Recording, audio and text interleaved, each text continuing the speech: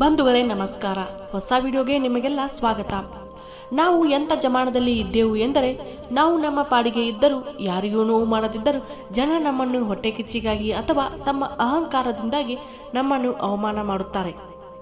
ಅದು ನಮ್ಮ ಕುಟುಂಬದವರಾಗಿರಬಹುದು, ಸಂಬಂಧಿಕರಾಗಿರಬಹುದು, ಸ್ನೇಹಿತರು ಅಥವಾ ನೆರೆಹೊರೆಯವರು ಆಗಿರಬಹುದು.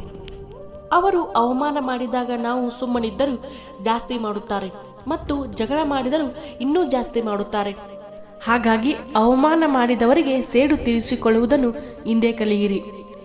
ಇಂದು ನಾವು ಹೇಳ ಹೊರಟಿರುವ 7 ವಿಷಯಗಳನ್ನು ನೀವು ಕಲಿತರೆ ಜನ ಕನಸಲ್ಲಿಯೂ ನಿಮ್ಮನ್ನು ಅವಮಾನ ಮಾಡಲು ಹೆದರಿಕೊಳ್ಳುತ್ತಾರೆ.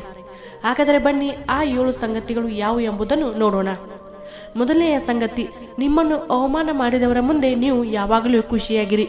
ನೀವು ಶಾಂತವಾಗಿರುವುದು ಮತ್ತು ಆನಂದವಾಗಿರುವುದು ಅವರಿಗೆ ಮೃತ್ಯುವಿಗಿಂತ ದೊಡ್ಡ ಶಿಕ್ಷೆಯಾಗಿದೆ.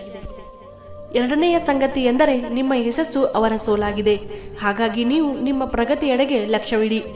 ನಿಮ್ಮ ಶಕ್ತಿ, ಹಣ, ಸಮಯ ಆ ಜನರಿಗೆ ಎಂದಿಗೂ ಕೊಡಬೇಡಿ. ಯಾರು ನಿಮಗೆ ಅವಮಾನ ಮಾಡಿರುವವರೋ ಅಥವಾ ಸತತ ನಿಮಗೆ ಅವಮಾನ ಮಾಡಲು ಬಯಸುವವರೋ ಅವರ ಹೆಸರನ್ನು ಕೂಡ ನಿಮ್ಮ ಬಾಯಲ್ಲಿ ನುಡಿಯಬೇಡಿ. ಮೂರನೆಯ ಸಂಗತಿ, ನೀವು ತಪ್ಪಬೇಡಿ. ಜೀವನದಲ್ಲಿ ಎಡವಿದರೆ ಅವರಿಗೆ ಹಾಲು ಕುಡಿದಷ್ಟು ಸಂತೋಷ ಆಗುತ್ತದೆ. ಹಾಗಾಗಿ ತುಂಬ ಹುಷಾರಾಗಿ ಹೆಜ್ಜೆ ಇಡಿ.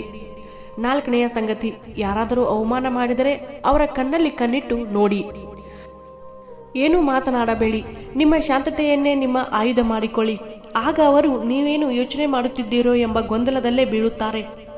ಆದರೆ ನಾವು ಏನು ಮಾಡುತ್ತೇವೆ ಎಂದರೆ, ಯಾರಾದರೂ ಅವಮಾನ ಮಾಡಿದರೆ ಅವರೊಂದಿಗೆ ವಾದ ಮಾಡುತ್ತೇವೆ, ಜಗಳ ಮಾಡುತ್ತೇವೆ ಮತ್ತು ನಾವು ಹೇಗೆ ಸರಿಯಾಗಿದ್ದೇವೆ ಎಂದು ಸಮರ್ಥಿಸಲು ಹೋಗುತ್ತೇವೆ. ಆದರೆ ಇದೇನು ಮಾಡಬೇಡಿ, ಯಾಕೆಂದರೆ ಅವರಿಗೆ ನಾವೇನಾದರೂ ಪ್ರತಿಕ್ರಿಯೆ ನೀಡುವುದೇ ಬೇಕಾಗಿರುತ್ತದೆ. ಶಾಂತತೆಯಿಂದ ಇದ್ದು ನೋಡಿರಿ, ಅವರು ಅಲ್ಲೇ ನೆಲಕಚ್ಚಿ ಬಿಡುತ್ತಾರೆ.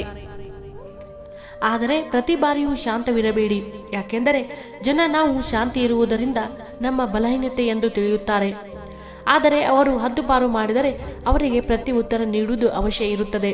ಹಾಗಾಗಿ ಒಂದೇ ಶಬ್ದದಲ್ಲಿ, ಒಂದೇ ಮಾತಿನಲ್ಲಿ ಅವರಿಗೆ ಪ್ರತಿ ಉತ್ತರ ನೀಡಿ ಅಲ್ಲಿಂದ ಹೊರಟು ಹೋಗಿರಿ. ಹಾಗಾಗಿ ಎಂದಿಗೂ ಅವಮಾನ ಮಾಡಿದವರನ್ನು ನಿಮ್ಮ ತಲೆಯಲ್ಲಿ ಇಟ್ಟುಕೊಳ್ಳಬೇಡಿ, ಯಾಕೆಂದರೆ ಅವರಿಗೆ ಅದೇ ಬೇಕಾಗಿರುತ್ತದೆ.